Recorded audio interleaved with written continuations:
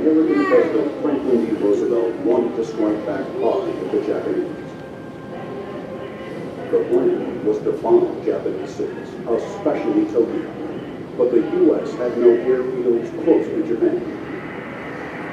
Traditional naval planes would have to be launched from aircraft carriers dangerously near Japan.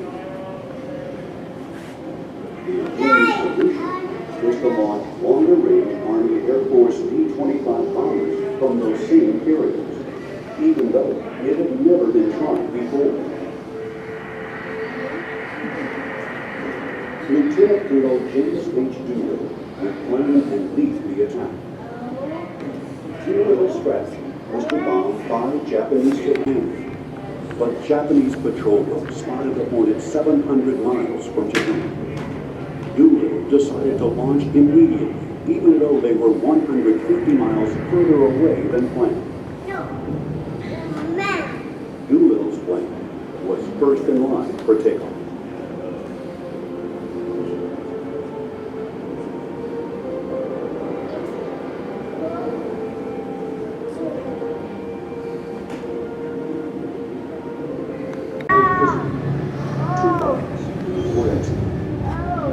Other B-25 pilots crash-landed or parachuted in the Japanese-held areas of China.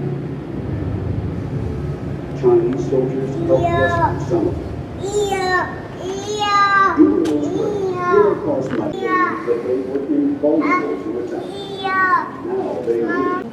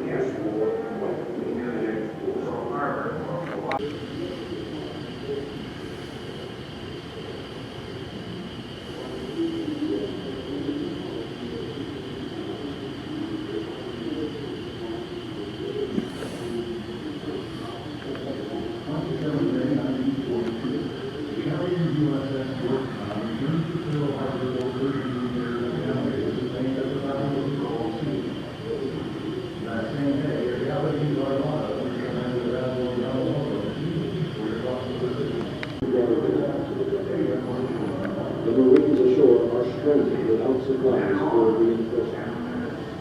Control of Henderson Field quickly becomes the key to victory over the fleet at Guadalcanal. By mid-August, any Navy or Air Force plane with plans of cruise and the fleet forcing the Japanese to retreat from their positions east of the canal. Their prospects for retaking the island have looked at a serious blow. Off the coast, a grim struggle is waged to control the sea in order to supply the forces ashore. Battles have fought from August to November. The U.S. Navy culminates in narrow allied victories at the first and second Navy battles of Fredericksburg. Losses are surging, and sailors left the area iron bottoms, the wide grid shows. The then forces on the offensive in the South Pacific.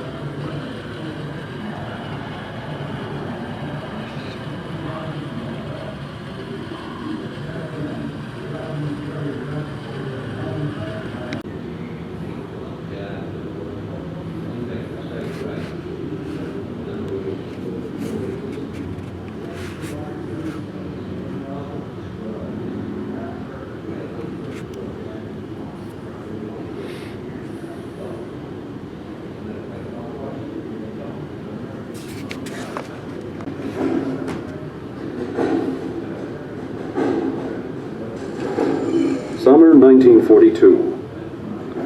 From Rabaul, the Japanese base in the South Pacific, the Japanese begin Operation FS, a plan to cut off Australia from her allies, the United States and Great Britain. Near Lunga Point on Guadalcanal, the southernmost island in the Solomons, Japanese construction units are building an airstrip. Once completed, planes taking off from Guadalcanal airstrip can attack the critical ocean supply line between the U.S. and Australia. In Washington, Admiral King determines that the Navy must respond and orders Guadalcanal taken by a combined naval and amphibious force. 7 August 1942. 11,000 men of the 1st Marine Division land unopposed on Guadalcanal. 8 August. Japanese construction troops scatter into the jungle. The Marines easily capture the airstrip and rename it Henderson Field. Using the enemy's own equipment, Marine engineers begin finishing the airstrip. 8-9 August. Japanese forces off Savo Island respond with a devastating attack on Allied naval forces guarding the transports and supply ships of the Guadalcanal invasion force. 9 August. Allied warships that escape the attack, along with the supply transports, depart the Solomon Islands, temporarily conceding control of the seas around Guadalcanal to the Japanese. The Marines ashore are stranded without supplies or reinforcement. Control of Henderson Field quickly becomes the key to victory or defeat at Guadalcanal. By mid-August, any Navy or Air Corps plane that lands at Henderson Field joins a patchwork air group that becomes known as the Cactus Air Force. Any plane that crashes or breaks down is salvaged for parts and gas to keep the rest going. By night, enemy warships routinely bombard Henderson Field, and convoys, which the Allies called the Tokyo Express, deliver troops and supplies to the island. Japanese troops ferried from Rabaul to Guadalcanal attempt to take Henderson Field by land, but at Tanaru River, Edson's Ridge, and Coley Point, the Marines hurl them back. In late September and early October, Major General Alexander A. Vandergrift's 1st Marine Division battles Japanese land forces in 2 separate engagements at the Guadalcanal River. In the second engagement, U.S. Marines successfully cross the river and inflict heavy casualties on an enemy infantry regiment. The defeat forces the Japanese to retreat from their positions east of the Guadalcanal. Their prospects for retaking the island have been dealt a serious blow. Off the coast, a grim struggle is waged to control the sea in order to supply the forces ashore. Battles are fought from August to November.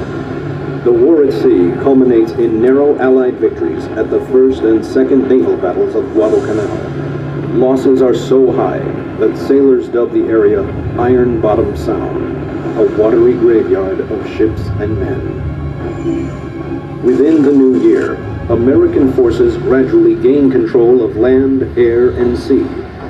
Food, medical supplies, arms, and reinforcements flow into the island that no one had ever heard of before.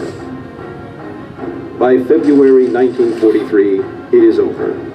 The Japanese are forced to evacuate. Americans control Guadalcanal.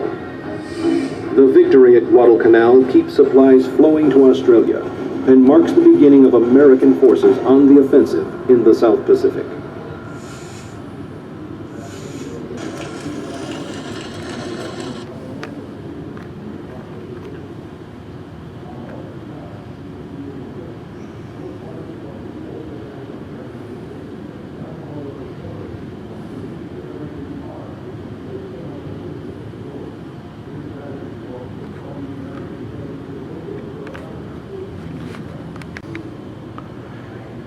There's the dive bomber.